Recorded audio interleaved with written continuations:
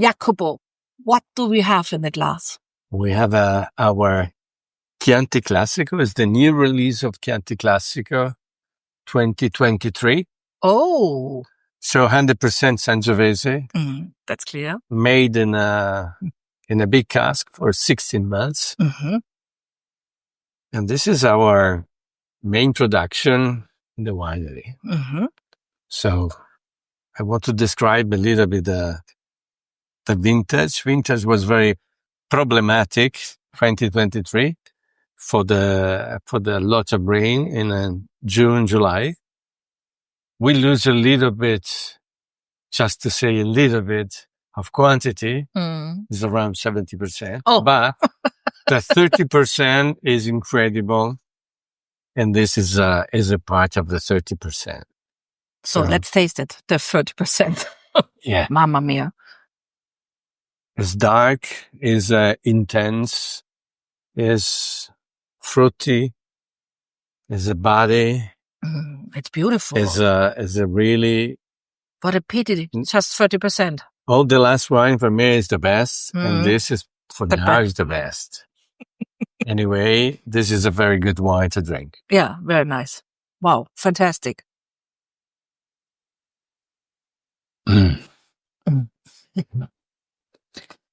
So this is also organic.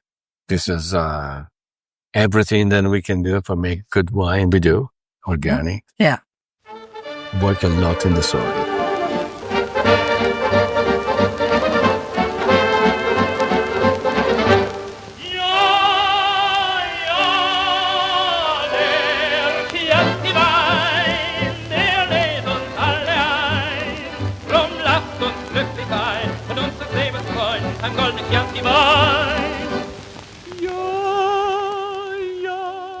Ciao, buongiorno. Das war gerade Iacopo Morganti vom Weingut Il Molino di Grace aus Panzano in Chianti, den du gerade gehört hast. Ich bin Nina und ich liebe Chianti Classico. Mit diesem Podcast will ich dich auch mitnehmen in meine Chianti Classico Welt und dich teilhaben lassen an Gesprächen mit Winzern, an meinen Eindrücken hier im Chianti und dir so viel wie möglich über Chianti Classico erzählen. Heute hat mich Iacopo eingeladen, über Il Molino di Grace zu sprechen. Er ist auf Molino di Grace für die Weine verantwortlich und, um ehrlich zu sein, eigentlich für alles andere auch. Von diesem Weingut aus dem Süden von Panzano in Chianti kommen hervorragende Sangiovese-Weine. Seit Anfang an, das war übrigens 1998, wurde Nachhaltigkeit hier ganz groß geschrieben. Und Kunst und Wein ist hier wie eine natürliche Symbiose verbunden. Iacopo scherzt sehr gerne und hat immer den Schelm im Nacken sitzen. So erzählt er gerne manchen gutgläubigen Menschen von der Weinproduktion mit der Mühle von Grace, Il Molino di Grace, so wie man in Texas Erdöl fördert. Und was hat er mit den biblischen Kundschaftern auf sich?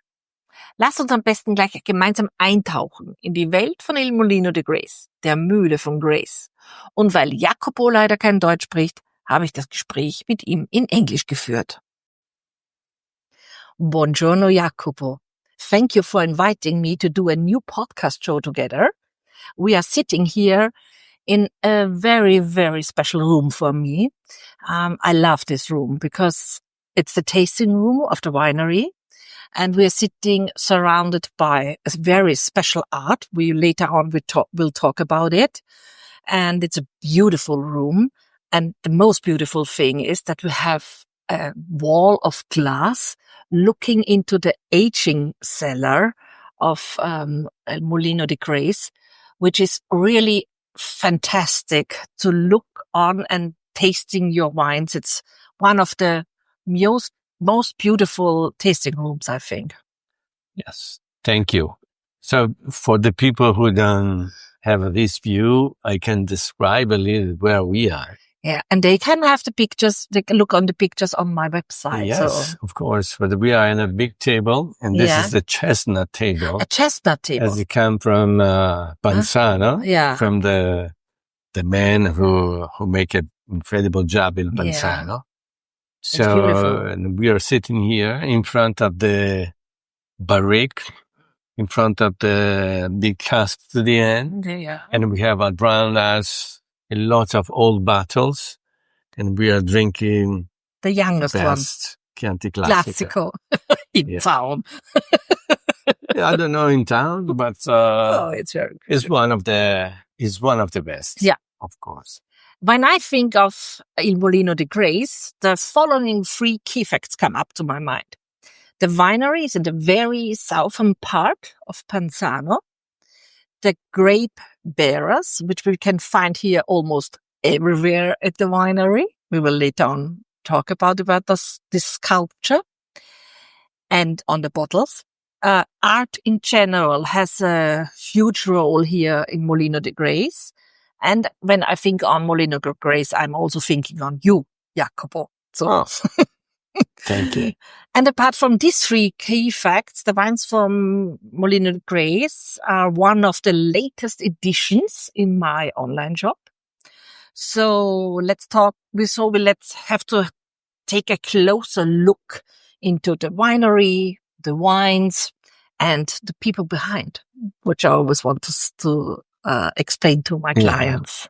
First of all, we have to talk about the family who invest in this part of land in Panzano, the Grace family. It was Frank Grace. Frank Grace is the owner. Yeah. And he invests in the land in the 1997. Yeah. To buy vineyards and Why? Was it always his dream to run a winery?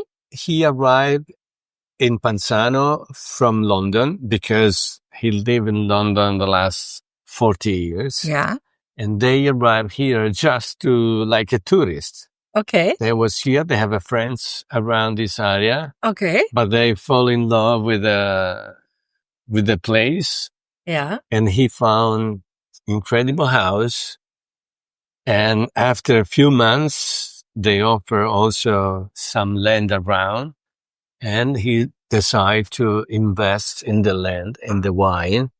And in the 1998, start to make the cellar. He was a ruin here, and he made the cellar. So he established, we can say, Il Molino di Grace, Frank Grace. Yes, that means Il Molino is the windmill. Yeah. Because in front of the cellar we have a windmill. Yeah. It's lucky when we have a nice story when I have a American, because they think about sometimes that the grape come from the soil. So I talk about then the windmill is for make wine. So we can find the wine in the windmill. Yeah, you're doing it like oil board. It's of course, like in Texas. So we have anyway, this is a joke story, but so it would be very easy if it would be possible like that. Yes, we don't need a lot of things than we have during the season, but yes. But the name, so Molino di Grace, the windmill of Grace, is the windmill is a building in front of the cellar, and Grace is the name of the family who owns the winery. When Frank bought the estate, was there a windmill? Or yes, there was a windmill. There was. Yeah. This one, which is now it's from the 19th century, beginning of the 19th century. So there has always been here a molino, yes. A mill. Yeah.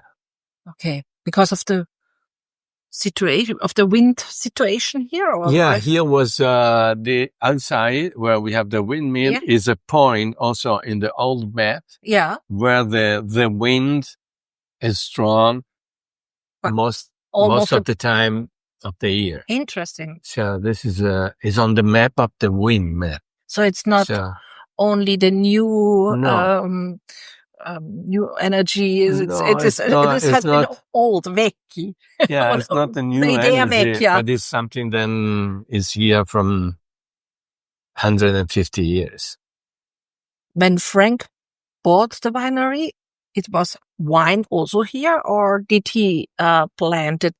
How much hectares do you have here? When he bought, he found vineyard, but not cellar. So the first 2 years they rent a cellar. Okay. In Lucarelli. Yes. which is quite close, but yes, it's very far away to work with during harvesting. Let me say. Yeah, but it's 2 kilometers from here. Okay. So yeah. It was easy for them to work there. And in the meantime, they restored the cellar. So 2000 was the first vintage that we made in the cellar. Okay. Mm-hmm. Okay. How much hectares is Molino di Grace in altogether? Altogether, we are close to 50 hectares. Okay. In the vineyard, we have 20 hectares. And then you have also, I think, some olive trees. Yes, we have a forest and olive trees. 2, 3, 4 olive trees. We have 100. 700. Well, yeah. Yeah, 700 plants, but they are small plants, so they're young plants. Okay. But I am always full of respect because I know how much work it is to harvest the olives. Yes. And thinking on 700, it's always... No, they're not much. Not much, okay. So Frank was successful with his wines from the beginning, I think. Okay, he invests a lot of money to buy the land, to restore the cellar, to also replenish the vineyard. So, but they start in very fast, also international, successful, because they're American, they work in England, so we become international. What was his former profession? What was his former profession? What did he before becoming a producer? He have a company. Okay. How you call? It's a moving thing. Okay. Logistic. Okay. Great. Yeah. Okay. He has 2 sons and 1 daughter, you told me. And I think that 2 sons, Tim and Daniel, have been also working here, or are they still involved in the... When I started to work here 11 years ago, Tim Grace was involved in the wine. Yeah. But after 5 years, he changed. Okay. So he was involved in other things. Yeah. And now we have Daniel Grace involved in the wine. Okay. But you run the winery now, I would like to say. I run the winery every day. Yeah. So I live in Greve and I'm born in Greve, so I'm here all the time. So, and what are you responsible for? Everything, I guess. You want, then I say everything. Okay, I'm involved in everything. So from the tasting, from the vineyard, from the cellar work as well. From the cellar wine production. Yeah, wine production, of course.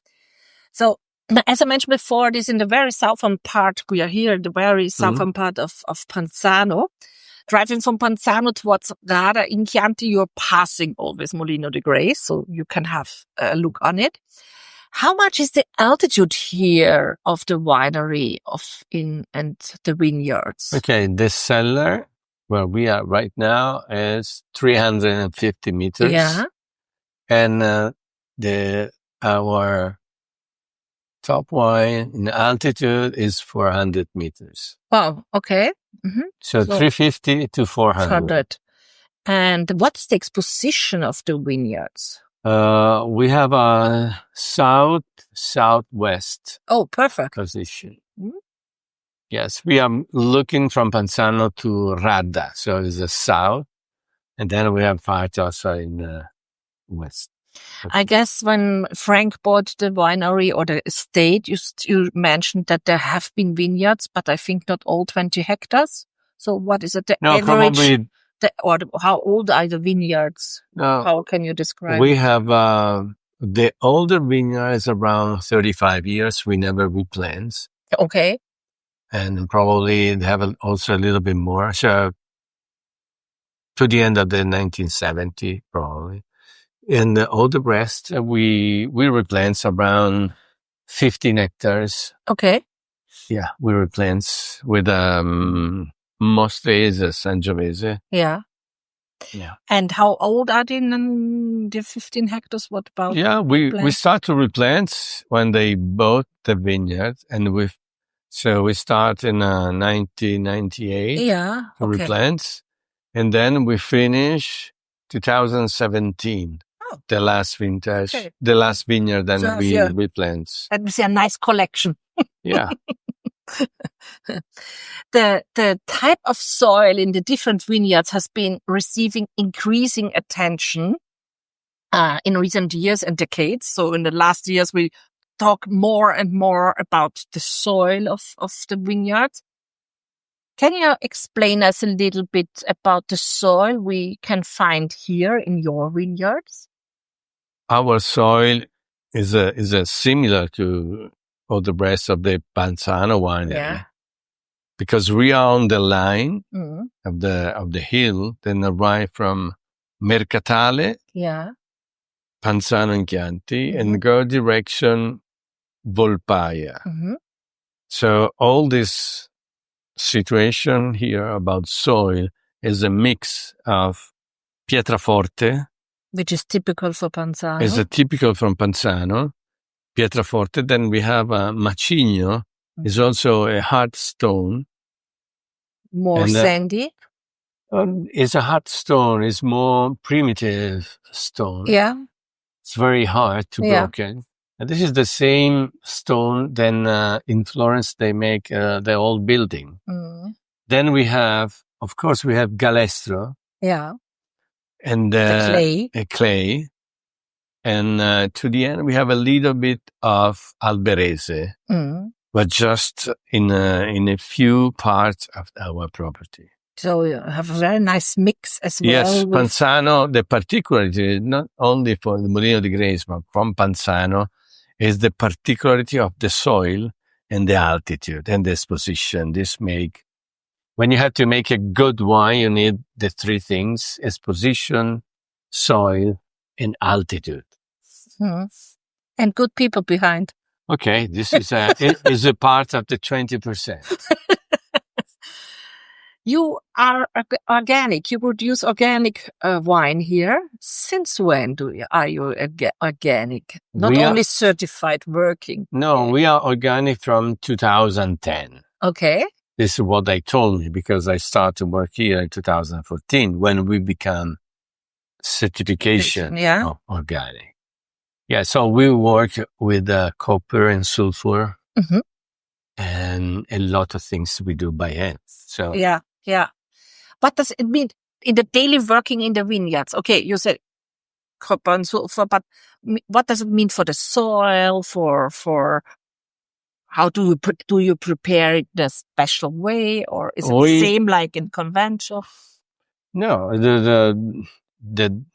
there is nothing special. It's very old style system to work in organic. So we don't spray anything against the grass. We don't spray any pesticide. Yeah.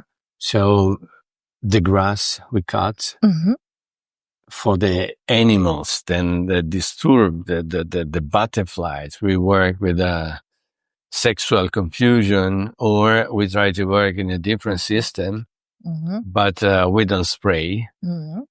So, and then the rest is a lot of work by hand, and with the machine, we try to open the soil when it's too dry. And then we don't want to go too much often on the, to compact the soil. So this is you avoid to compact it. Yeah. And why do you open it when it's too dry? If the rain is coming, then there's the surface? No, or why? It's not for the rain. It's just to give air inside. So we broken a little bit. Yeah. And then just they the surface, I think. Yes. Okay. Just to broken the surface the first part. And we don't go deep. Yeah. We go deep before the winter because we want to keep the water. Yeah. And we go very thin and during the summer. Okay. You have 3 grape varieties here in Molino di Grace. the main part, of course, is Sangiovese. Yes. The star. I always say in every podcast, Sangiovese is the star here. And then you have the two typical Tuscan grapes, Canaiolo and Colorino. Mm-hmm. And you produce here a few wines. It's the Chianti Classico, which we have now in the glass, the Chianti Classico Riserva, and Il de Margone. It's the Chianti Classico Gran Selezione since a couple of years. And your so-called Super Tuscan Grazios. All wines, all Chianti Classico are 100% Sangiovese. Just the Grazios is the blend of Sangiovese, Canaiolo, and Colorino. Yes. I think it's an EGD because it's in Super Tuscan. I think it could be under the appellation as well of Chianti Classico. But it's your decision or Frank's decision or just to let it as an EGD. I keep the first idea to keep like IGT because could be our Grazius, our Super Tuscan could be also another Gran Selezione because is in a perfect blended with Colorino, Canaiolo, and Sangiovese. And this is the only single vineyard that we have. Ah, okay. So this is the wine that come from the selection in the highest vineyard that we have and the old vines. Okay. So okay. And I keep it like IGT. Like a brand, yes. The flagship of the winery. But I know there's also a white wine and a rosato here at Molino di Grace, but not as long. How long do you produce these wines? We start this year to produce the rosato. Yeah. I produced rosato this year because we have a lot of production, 2024. So I think it was a good moment to try to make a rosato. The rosato wine. In the past, I make rosato for 20 years. Ah. So. You used to do it.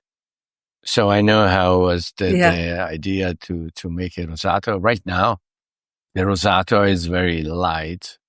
It's 11 degrees. So it's also a very nice summer drinkable wine. About the white is also the first year then we made the wine inside this cellar. Okay. But the grape, this is a Trebbiano grape they come from my vineyard. Then I have no here. Yeah. But outside from Chianti Classico. So we bring the grape here. Yeah. It's also organic. Yeah. And then we crush and we made the fermentation in a steel tank. Okay. And you do a fantastic olive oil as well, of course. For the olive oil, we don't do nothing except to keep the olive. And then we bring the olive to crush in Panzano and then... But it's a wonderful product as well. And but it's a part of the DNA of Tuscan people. This is not organic. Oh. This is more than organic. Okay. Because we don't spray zero. So... really untouched. Just for la raccolta, for the harvest. This is a 3-time organic. When you arrived here 11 years ago, I guess you changed a lot because I know you a little bit and you are not a person with no ideas. You have a lot of ideas. What did you do here? It's a funny story because when I met Frank Grace, he called me and he asked me to stop here at Molino. So I stopped in the Molino and he asked me if I make a job for him, but he would like to understand if I was the right person. So he asked me how you can change my winery. And I say, I don't know nothing about your winery except the name. I know your wine, but I don't know nothing about the number. So he gave all the numbers. And after 3-4 days, we met again and I give my impression what I can change. So we changed a lot. Yeah. And so I'm still here. So yeah. what did you change in the production? Because I feel my impression is, tasting for many years the wines of Molino de Grace, there's also a change in style. Okay, we change in style. First, also inside of the cellar, we change in style. We change a lot of people first. Mm-hmm. We change a lot of things inside. We change a lot of wood inside. And then we change a little bit of winemaking style.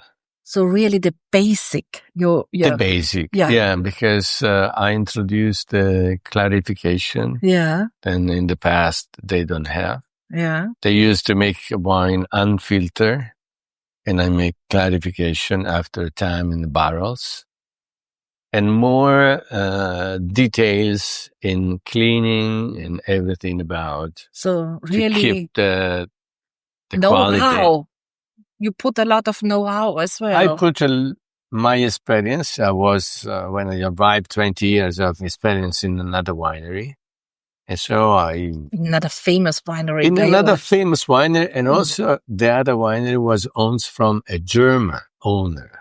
Mm-hmm. So he was a lot of precise. And I bring here something like this. Mm-hmm. So The Germans. The Austrians are the same. I don't know, but so. Well, sometimes it helps. Let's have a look into the production process. We just talked a little bit about it. Which type of cask can we find when we walk through this cellar? So we have, and what I found also, we have a steel tank. Yeah. Most of the cellar is in the steel. Yeah. And this is used for fermentation. We have a piston. We have a control of temperature. Yeah. And then we have a timer for the piston, for everything. Yeah. And this is one part. And then we have the big cask. Yeah. Where we make this Chianti Classico. Yeah. Then we have a barrique and tonneau. Yeah. Old French. Okay. Old French oak. Okay. So, we are sitting now in this special tasting room with this fantastic art, but we have this wonderful view. I have to talk again because it's really so beautiful sitting here, tasting the wines with this spectacular view. And I can really imagine looking to you and seeing you working. What can you tell us about Chianti Classico, Riserva, Gran Selezione, and Gratius? How do you do? So how do you ferment all? You ferment it all in the stainless steel, and then Chianti Classico you talk about we are in a special place, and we have a lot of art stuff. We have to say then Frank Grace was an art collector. Yeah. So he invests a lot in art, and all the art, and we have here. Yeah. Is related with the wine, because around here we have a lot of painter, but everything is made with a wine label. It's incredible. And then we have our logo. Then we have the grape. Yeah. And then we have the gate is also part of the art. And then we have San Francisco on top of the vineyard is another part of the art collection. What is about? Well, because looking on these pictures or painted artworks. Yes, they are labels when you go really close to it. What is the story behind? Because the story is from the beginning, because the artist, was friends of Frank Grace. Yeah. And so they start together and he tried to help Frank to invest in the art. Yeah. And also, they live in London, same place. Yeah. And Valentino Monticello is the name of the artist, was also sommelier at the Harris Bar in London. So he had the... He had the possibility to find a lot of labels. Yeah.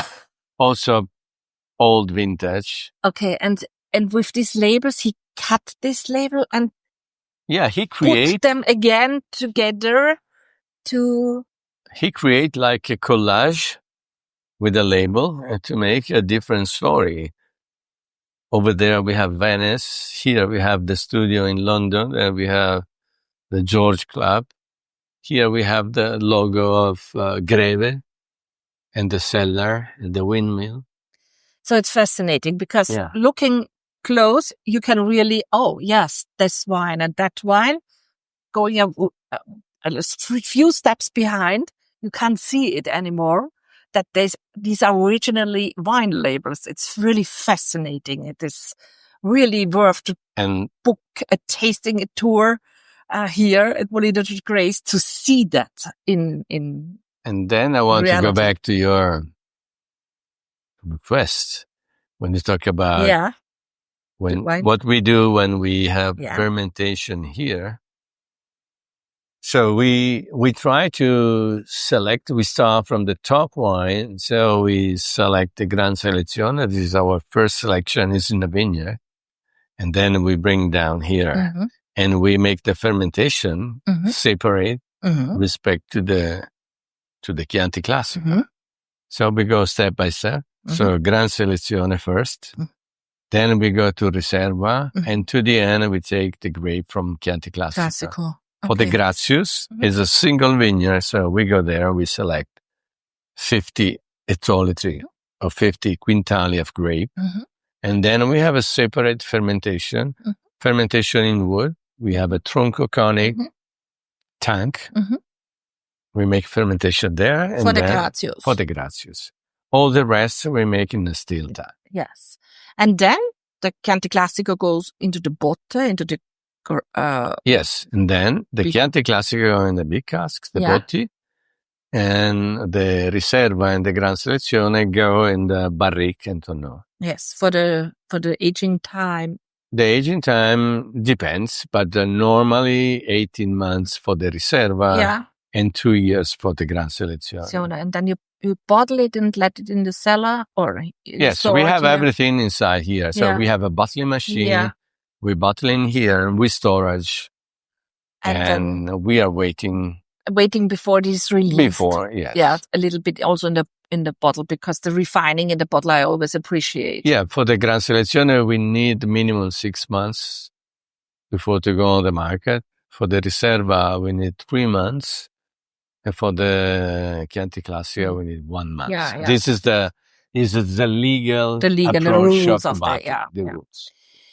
Talking about Gratius and talking about this collage of wine labels, the label of Gratius is a very special as well, because it is such a collage, isn't it? Yes, since recent years. I had an idea in 2017 because it was 20 years for us of viticulture. Yeah. So 2017, I decided to ask to the family if they agree to change the label of the Gratius and put one painter or collage from Valentino Monticello. So we started in 2017. Yeah. And also now, we are battling the vintage 2021. Yeah. Every year we change the label. Which is beautiful. We have another year to arrive to 6 vintage, because I want to also sell a box of 6 bottles with all different label. And then we see what happens because after the vintage 2022. Yeah, okay. Great. They're beautiful, because these are really made, I think, with labels of Molino de Grace, no? Yes, so this is something that then is not usually. Yeah. A lot of winery put art in the label, but this is an art. And then we have also here, we don't request, because the artist has died 10 years ago. Oh. So we have a lot of art with our label. So we start to create a story about Valentino Monticello and Frank Grades.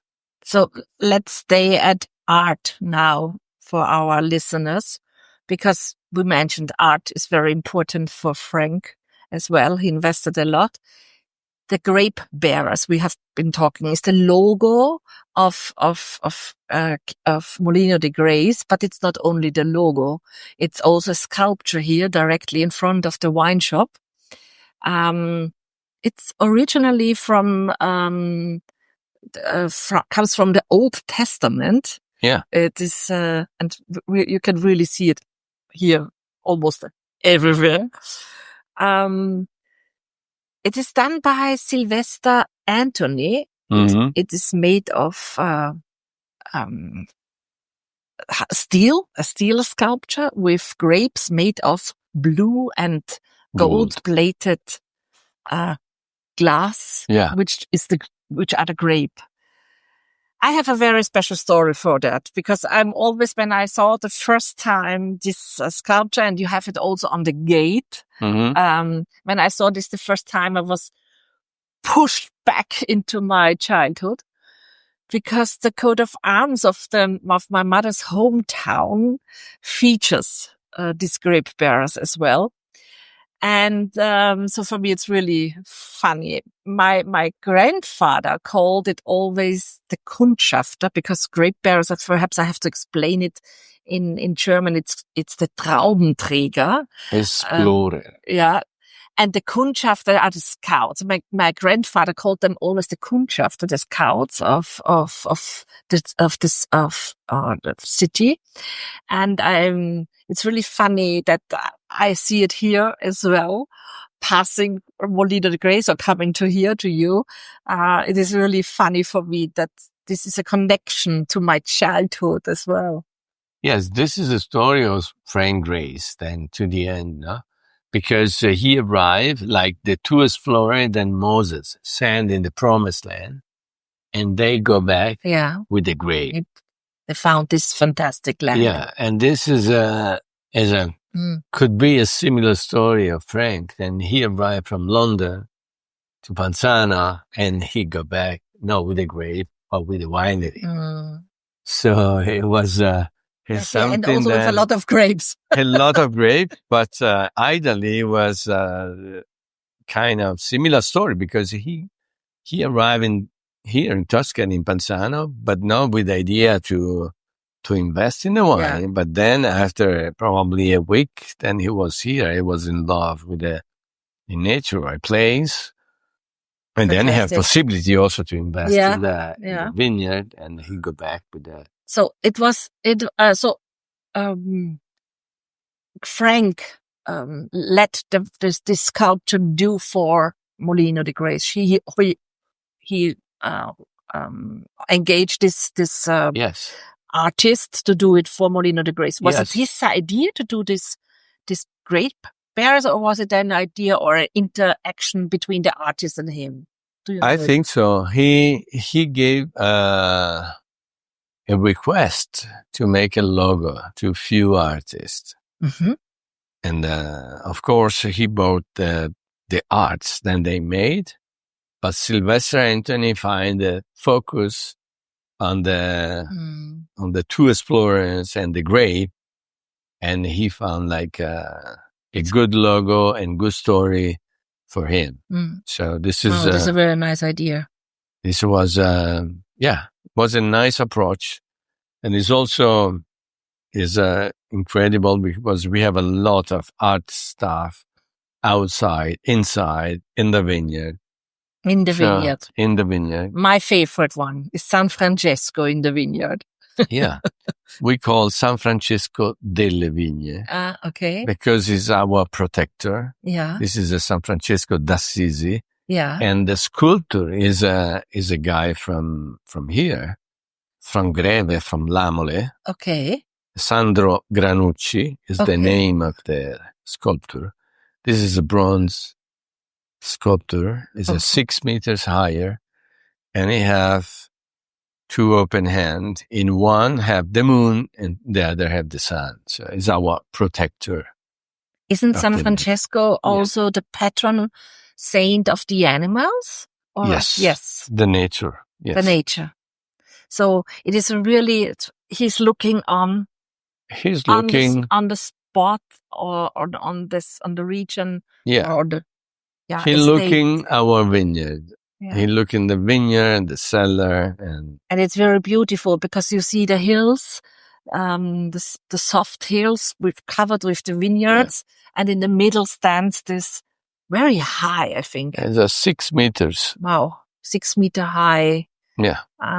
sculpture, which you can almost see from everywhere, even from my place where I stay. When it's clear, I can see it. So it's really fine. It's perfect. I love it to feel this wonderful experience here, this tradition and technology, this craftsmanship, the viticulture, this know-how I can find here at Molino de Grace, and last but not least, culture and art. Because for me, wine is also culture. It's not only an alcoholic drink.